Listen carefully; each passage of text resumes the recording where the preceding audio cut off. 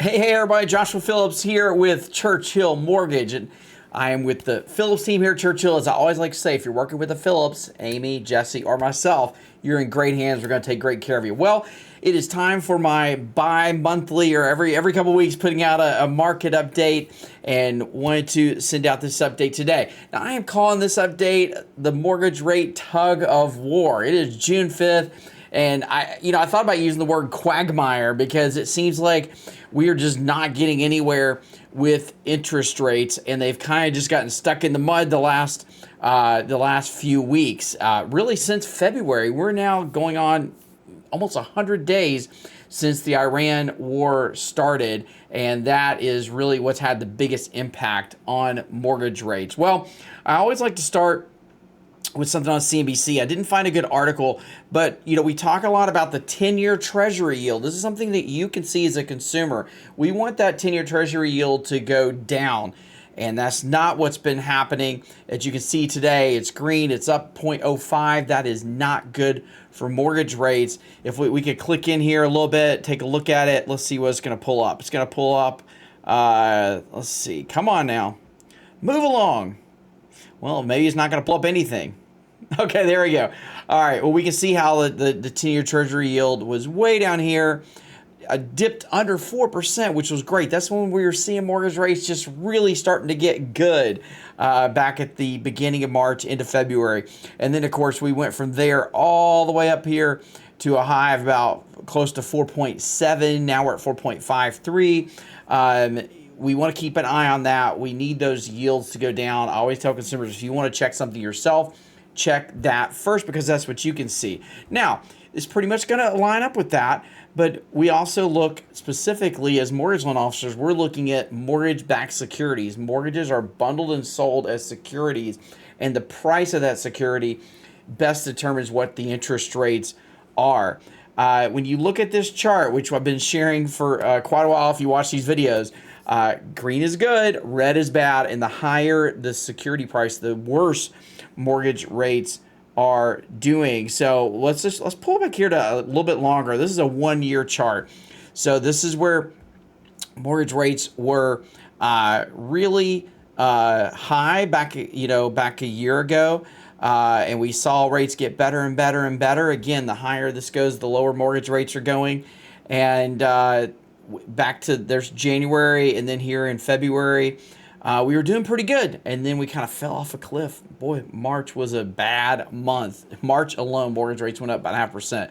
Then we kind of bounced back, and we've kind of just ebbed and flowed with, Trump saying, "Oh, the war's about to end, and things get a little better," and then it doesn't end, and things get a little worse, and then he says things are going to end, and and it's just been back and forth, and that's where we're kind of just in a tug of war. We're in a quagmire right now, and we are just not seeing mortgage rates move a whole lot, and they're just not as good as they were earlier this year. We've kind of reverted back to where we were much of last year. So now here recently, of course, there's other news that's happening. We did get a new Fed chair coming in, but there's very little hope that the Fed chair is going to be able to cut the Fed fund rate, even though that's technically not mortgage rates.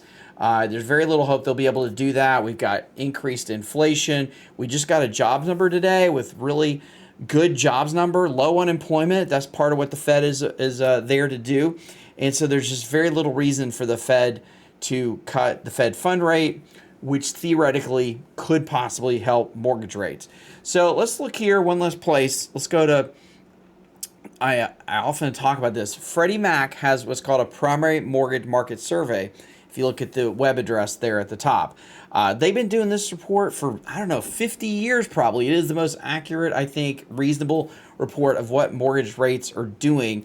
And this is what they are reporting. It does run a few days behind. So even though this report came out yesterday, this is about a week old, but it is pretty up-to-date information on where mortgage rates are. We're still seeing some pretty darn good rates on 15-year. Also, I would say FHA, VA loans do carry typically a little bit better interest rates. But you can see here that if we go back, we got down, according to this report, as low as 5.98 back in February. And then, of course, mortgage rates have really gone up since then.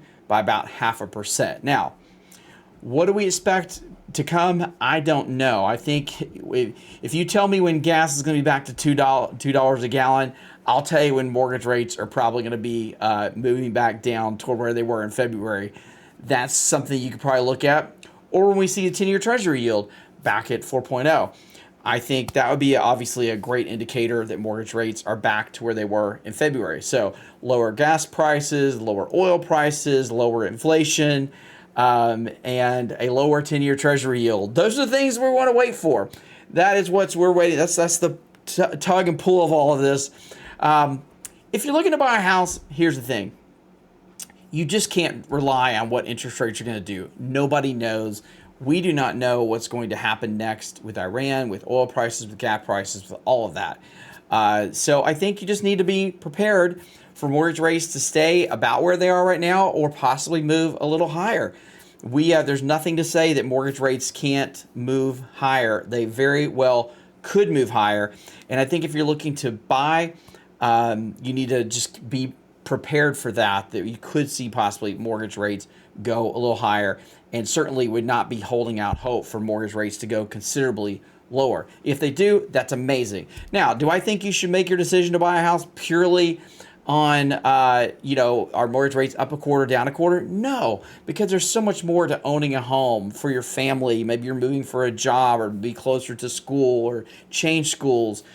Maybe you have a growing family. Maybe you're downsizing. There's a lot of reasons why you might buy a new home or buy your first home that have nothing to do with whether rates move up or down 0.25%. So that to me is a piece of the puzzle, but not the whole puzzle. Listen, if you want to talk about being pre-approved, we are here to help you talk that through. We can have a conversation with you, advise you on what you'd be qualified for, advise you for what interest rates might be available to you.